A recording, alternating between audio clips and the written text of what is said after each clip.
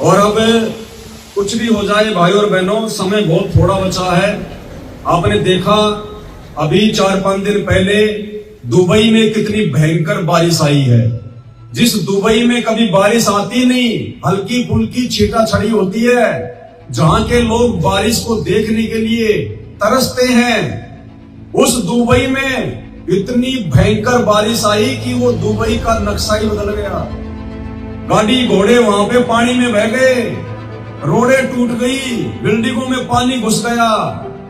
Dubai Dubai पूरी दुनिया का दुबई, पूरी दुनिया के ऑफिस, बड़ी बड़ी बिल्डिंगें हैं, टेक्नोलॉजी टेक्नोलॉजी। अब बाढ़ में गई वो टेक्नोलॉजी। 2 घंटे में उस प्रकृति ने तुम्हारी टेक्नोलॉजी के पांव ऊपर कर दिए। 2 घंटे में वो 2 घंटे का पानी अगर 2 महीने में भी अगर दुबई से बाहर निकल जाए तो बहुत बड़ी बात है। परमात्मा से बढ़कर कुछ नहीं है।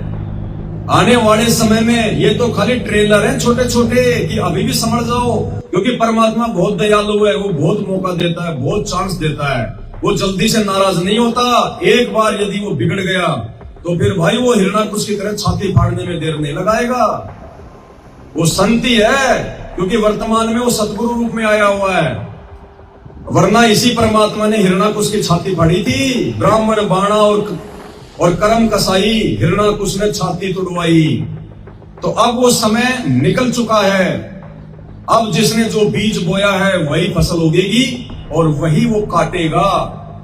तो आने वाले समय में अब कोई ढील नहीं होगी किसी भी प्रकार की।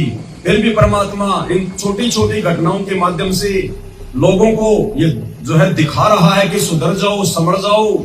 परमपिता परमेश्वर सतगुरु रामपाल जी धरती पर आए हुए हैं।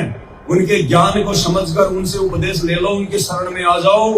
वरना आज तो दुबई के पैर ऊपर हुए, कल को पूरी दुनिया के पैर ऊपर होंगे। पहले हम लोग छोटे छोटे थे हम पहले तो गांव में क्या ना, उस समय ये बड़े बूढ़ों को जो है पढ़ाया जाता था, साक्षरता अभियान चलता था। जो 50-60 साल से ऊपर थे, जो बुजुर्ग थे, उनको जो है वो पढ़ाया जाता था। अब वो पढ़ाई भी इस परमात्मा की दया से थी, क्योंकि परमात्मा ने सबको जो है वो शिक्षित करना था। तो साक्षरता अभियान चलता था। शाम को खाना वाना खाने के बाद 1-2 घंटे सभी बड़े बूढ़ों को गांव में जो भी कोई धर्मशाला होती थी या किसी का कोई बड़ा सा मकान होता था, वहां पे उनको इकट्ठा कर देते थे। और एक आदमी जो है वो ब्लैक बोर्ड पे चौक लेकर उनको समझाया करता था। ABCD क ख ग घ उनको नाम लिखना आ जाए, अपने साइन करने आ जाए। तो ऐसे ही उसने देखा कि ये तो समझ नहीं रहे। बार बार समझा रहा हूं, A for Apple, B for ball, लेकिन इनके समझ में नहीं आ रहा। तो किसी ने कहा कि ये गांव के आदमी हैं, वो गांव के हिसाब से समझाओ। तो उसने समझाना शुरू किया। A फॉर अमर सिंह की बहू, B फॉर बलबीर की बहू है। तो उनके झटाझट समझ में आने लगी गांव वालों के। अब उसको कहीं जाना था, पूरा नहीं समझा पाया, खाली वो M तक समझा पाया। M फॉर मुकेश की बहू, इसकी M फॉर मांगी लाल की बहू, मुकेश की नहीं, मांगी लाल की। उसके बाद उसको जाना था, बोले जी अब मैं जा रहा हूं, बोले बाद में पढ़ाएंगे अब आपको। वो चला गया। अब उन्होंने तो A से लेकर M तक पूरा याद कर लिया। A फॉर अमर सिंह की बहू और M फॉर मांगी लाल की बहू। अब दूसरे दिन उनका दुर्भाग्य, उनको चेक करने वाला आ गया कि भाई देखे कहां तक इन्होंने पढ़ाई करी है। अब वो तो भाई अगर कोई एग्जाम लेगा तो बीच बीच में से पूछेगा। अब उसने क्या किया, उसने लिख दिया ब्लैक बोर्ड पे W। भाई M तो जो है मन के नीचे होता है और W ऊपर होता है। तो उसने लिख दिया W। अब बेचारों को W तक उनको किसी को पढ़ाया नहीं। बोला ये क्या है? तो सभी दिमाग लगाने लगे। एक खड़ा हुआ बीच में से, बोला जी लग तो बोले मांगे लाल की बहू रही है, लेकिन आज इसके पैर ऊपर कैसे हो गए? क्योंकि M के पैर तो नीचे होते हैं और W के पैर ऊपर होते हैं। तो उसने कहा कि जी लग तो बोले मांगे राम की बहू रही है, लेकिन आज इसके पैर ऊपर कैसे हो गए? तो भाई और बहन, कहने का मतलब आज तो दुबई के पैर ऊपर हुए हैं, कल को पूरी दुनिया देखेगी जब दुनिया के पैर ऊपर को होंगे।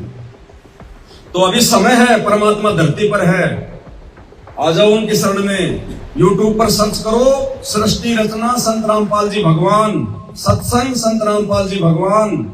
समझ जाओ, सुधर जाओ। आने वाले समय में ये सुविधाएं नहीं होंगी, बाद में रोओगे इंसान इंसान को सहारा नहीं दे पाएगा। तुम्हारे रिश्तेदार, तुम्हारा पैसा, धन दौलत, यार दोस्त, मकान, ये कुछ भी तुम्हारे काम नहीं आएंगे। जैसे आज दुबई में क्या हाल हो रहा है। अब 2 साल पीछे चला गया वो दुबई, 2 साल पीछे। टेक्नोलॉजी टेक्नोलॉजी, विज्ञान विज्ञान। अब निकाल दो ना विज्ञान पानी देके 2 दिन में, उसने तो 2 घंटे में तुम्हारी पूरी दुबई को डुबो दिया है। तुम्हारी लाखों करोड़ों की गाड़ियां माचिस की डिब्बियों की तरह समुद्र में बह गई। ये होता है प्रकृति का खेल, भगवान से बढ़कर कोई नहीं है। ये छोटी छोटी बिल्डिंगें बना ली, कोई 800 मीटर की, कोई 400 मीटर की, बुर्ज खलीफा दुनिया की सबसे ऊंची बिल्डिंग। अभी तुम खाली नकली विज्ञान के पीछे घूम रहे हो। अरे रावण है, त्रेता युग में रावण है, उसकी बिल्डिंग, उसका महल 48 किलोमीटर ऊंचा था। 48 किलोमीटर ऊंचा। तुम्हें सौपन में भी विश्वास नहीं हो सकता। तुमने 800 मीटर की बिल्डिंग बना ली तो दुनिया की सबसे बड़ी बिल्डिंग। ऐसी बिल्डिंगें जा चुकी हैं बन बन के, टूट टूट के। संत रामपाल जी के शरण में आओ, तब समझ में आएंगी ये बातें। तो कहने का मतलब है, अब हमने परमात्मा को दुखी नहीं करना है, परमात्मा को नाराज नहीं करना है। दुनिया नासमझ है, बेखबर है, उनको बाखबर की समझ नहीं है। दुनिया तत्व ज्ञानहीन है, उनको तत्वदर्शी संत की समझ नहीं है।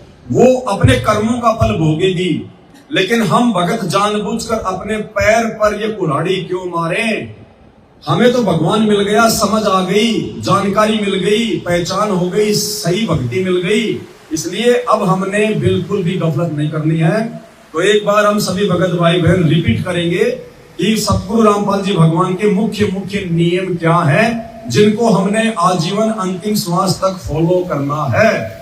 और इनको फॉलो किए बिना यदि हम अपने घर परिवार, रिश्तेदार, समाज को ही प्रसन्न करने में लगे रहे और यदि ये परमात्मा रूठ गया, तो भाई इस काल नगर में, इस काल लोक में समय आने पर, मुसीबतें आने पर हमारा कोई भी सहायक नहीं होगा। अरे वर्तमान में सहायक नहीं है कोई, आने वाले समय में तो सहायता कौन करेगा भगवान के अलावा। और भगवान कोई बेटा बेटी देख के, रिश्तेदार देख के सहायता नहीं करता। भगवान तो भक्ति देखेगा, मर्यादा देखेगा।